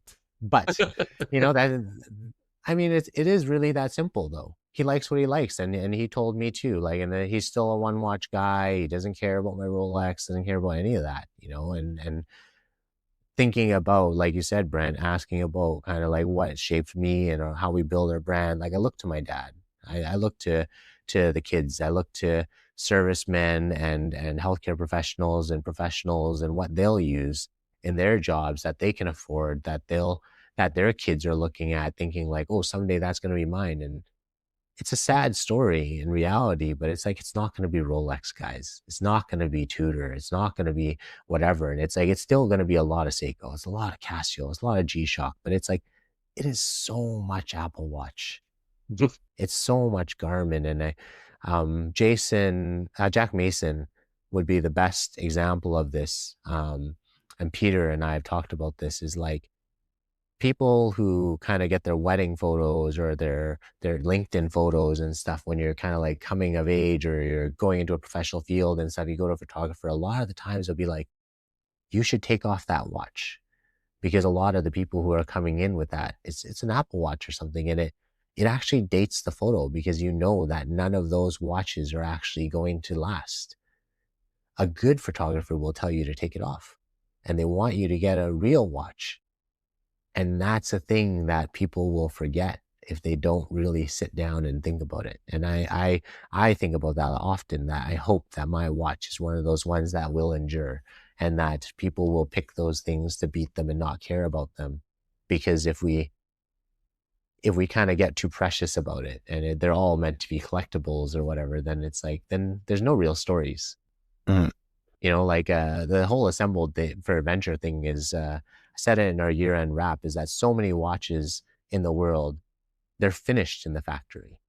Everyone talks about finishing, finished in the factory, finished like this, hand finished, beautiful finishing, blah, blah, blah. Our watches aren't finished in the factory. They're just getting started. Like every story you have, if it gets traded in or whatever, every lifetime, that's the real story. If we just stop at the factory and it's perfect, don't bother. Just put them with the 299 and just like lock them downstairs and figure it out later. One thing I was talking to Mark about this actually before you two guys jumped on, but when I first started YouTube, I was plugging away in this basement for months and months and months, and by myself. I didn't know anybody. Like I didn't know anybody in the community. I didn't know Red Bar was a thing. None of that stuff, you know. And the very first person that noticed my channel and reached out to me was Travis, actually, back in the Boulder days. And I can remember he was very concerned about feedback on the Boulder releases, and then the RZE and then the RZE. He's always looking for feedback and communicating with people in the comments and that sort of thing. How important is that now, like community feedback and shaping new releases? I think that in the beginning, I think it's really important. I think in the end, it's not important at all. I think like I credit Travis a lot to that, and you know, he was really good at being hands-on. And when you guys might have met me on Instagram initially and stuff like that, I was really hands-on too. But I think as we try to scale and grow the brand, you have to be confident in yourself and what you want the design language and brand to represent and identify with, rather than kind of letting a few people tell you, because then it kind of skews it. And I think even like when we have like, I value our Facebook group a lot, and I'm glad there's a community there and stuff like that as well. But we're also careful, like we appreciate feedback there, especially because we have enthusiasts. But when you kind of like start looking at a non-discerning audience, like just out in the wild, like obviously you guys and reviewers and stuff are important, but when you kind of like collect too much feedback, it becomes noise. And then you start second guessing yourself, and then you end up with things that sing to enthusiasts, but might not have any mainstream appeal. And I think that that's where we get caught up in the watch community with watch brands and stuff like that a lot, is that all I can do is like look at stone dials. And stone dials is the best example of the right now flavor of the month of last year that's going to continue to roll into this year. I mean, I don't think it's any secret is that at one point, you know, India and China, like India's made all these dials and they're all these different stones, and now China's got all these dials or all these different stones that are all from these places, and they're going to get served up to everybody as dial options. And so now you don't need to hear it from me. You can go to Fossil and you can see that all the Fossil watches, there's ones in there that have quartz that have real stone dials too. Like, we could chase that. I could put stone in anything. And someone might tell me, especially if we start looking at feedback of like, why wouldn't we for a special edition? I'm not saying we won't ever, but if we do it right now, wouldn't it just be doing it because everyone else is doing it right now? And does that make it right? And like, does it mean that I'm leaving 100 or 200 or 300 units that I could probably sell to enthusiasts that are wanting that thing in this brand, just like they have it in other brands? Am I leaving that on the table? I don't know, probably. Is like any micro brand leaving it on the table when they don't make the thing that everyone is making and their customer is asking for it? Yes. But does it hurt me to let them get it from somebody else that I know that has a booth at a table that also has a family to feed? It doesn't hurt me. And I think that that's where people have to start getting there, is that your brand doesn't need to have it all. You don't walk into, you know, McDonald's so you can get a teen burger. Just let A&W have that one. Your teen burger is going to be mediocre anyways. Just get that one over there. I think people just got to get comfortable with it, you know? Like, I know I try to pull all these analogies from other places and stuff, but it's part of it's the teacher in me. But it's like, life is that simple. Like we kind of like want to do a microcosm or a microscope over the thing. But if we look at a lifestyle thing and you look at all the other facets, it's so much more rewarding, as well as so much more like holistic to think of us not as just like these creatures of like, I mean, I don't know if people don't say this anymore, like watch idiot savants or whatever, right? Like it's these things that were like, or like, I don't like this. And I mean, like Brent knows this is a stupid thing that is happening in education now, is like, well, it's just, this is something a little bit autistic about or something. Is like, guys, like, it's not that. It's just, people can like whatever they want and they can like that thing, and we don't need to, it's just not that deep. Like, and that's really that's the thing. You know, it's possible that somebody out there in the audience today is discovering RZE for the first time. So if they pick up an RZE watch, what do you want them to know immediately or understand immediately about your brand and what you're trying to build? Trying to make something that you can do anything and go anywhere with, beat it to death, and we're going to stand by that product. It's going to be titanium, and it's going to be, you know, as good for you as it's going to be for the next guy. If it's not for you, it's going to be good enough for the next guy.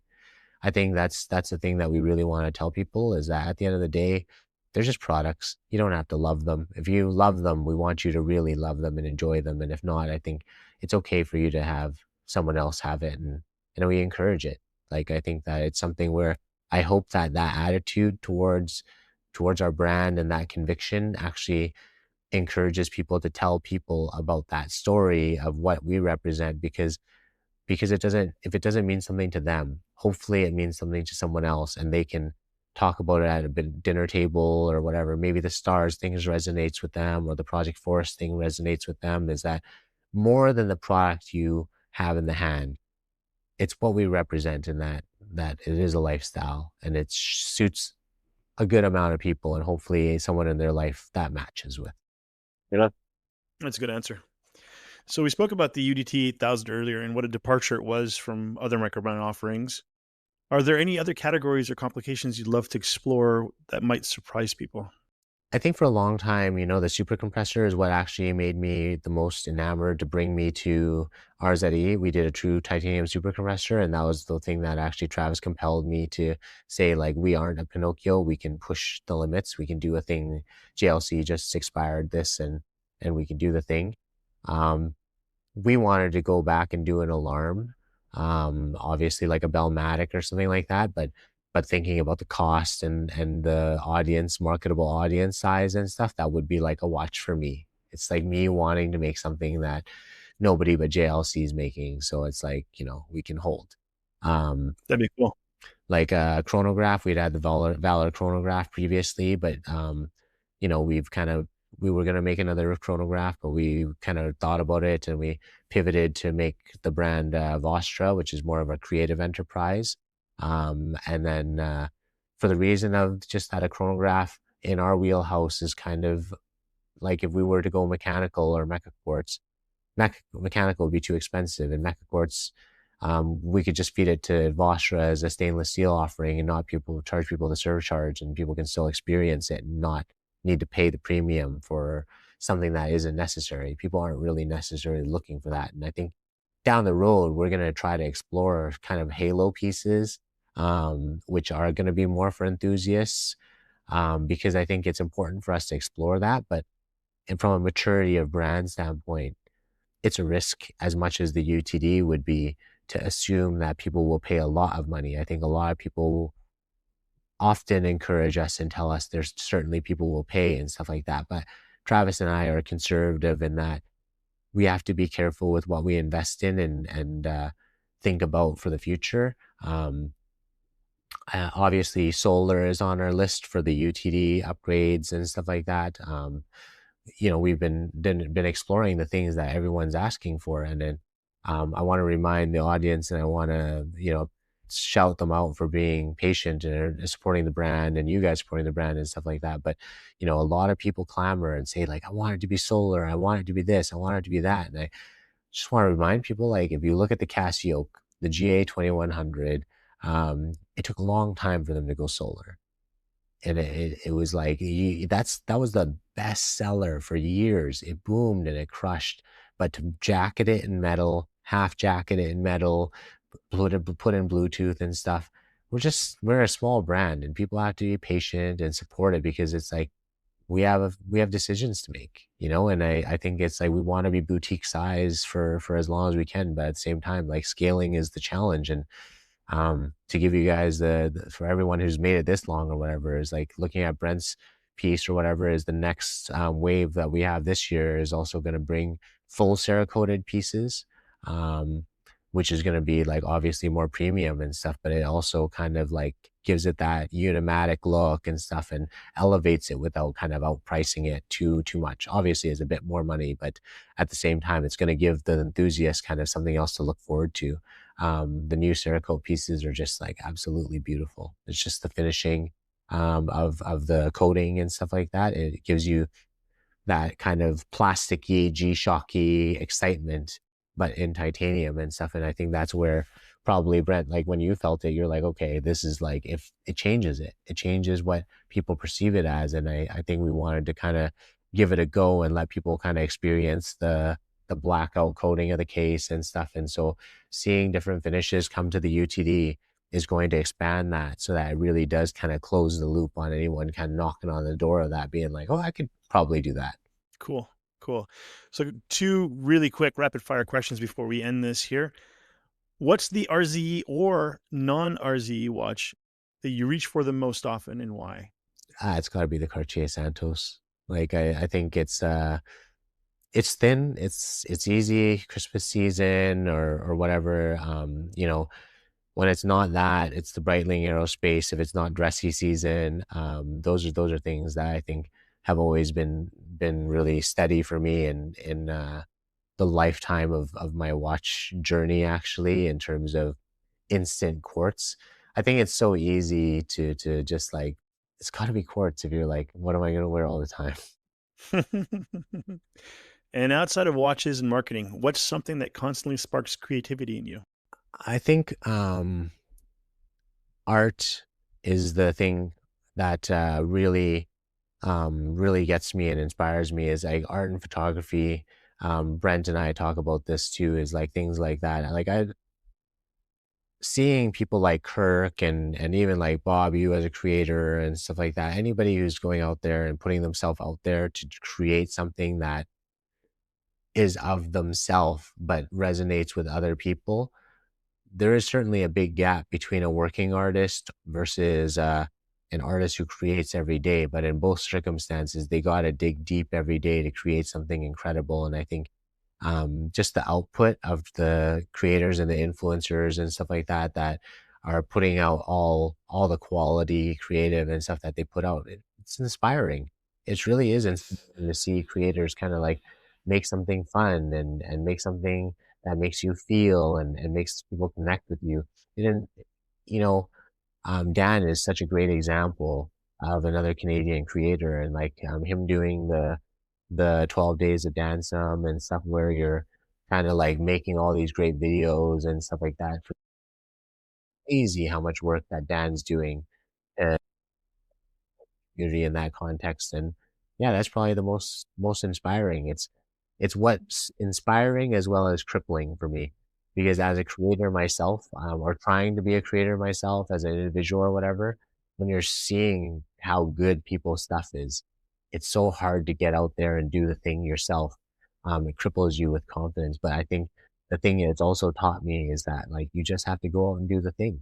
I know that other watch brands are also probably, when you're trying to start a watch brand, you feel like that too. You're looking at like, oh, these guys do so good and stuff like that. But the point isn't to do what other people are doing; it's to execute it. And I think that when people start to look at what you're doing and how you're doing it consistently, it's not about the product always. It's about how you do it. And that's what's creative, is like, look at the artist. It's not about Jackson Pollock and the fact that he's splashing it. It's how he splashes it and the emotion and the feeling and stuff. And so, yeah, artists, that's got to be it. Creatives, content creators. Yeah. We're lucky to share the space. I think that's a perfect note to end on here today. Huiy, I can't thank you enough for joining us here this morning and for spending these last 2 hours with us. And also thank you for your candor. It's been fantastic. And also for being an active member of the watch scene. If you enjoyed this conversation, be sure to check out RZE at rzewatches.com. And don't forget to subscribe wherever you're listening right now. It really helps us bringing you more conversations just like this one. Until next time, T2C out.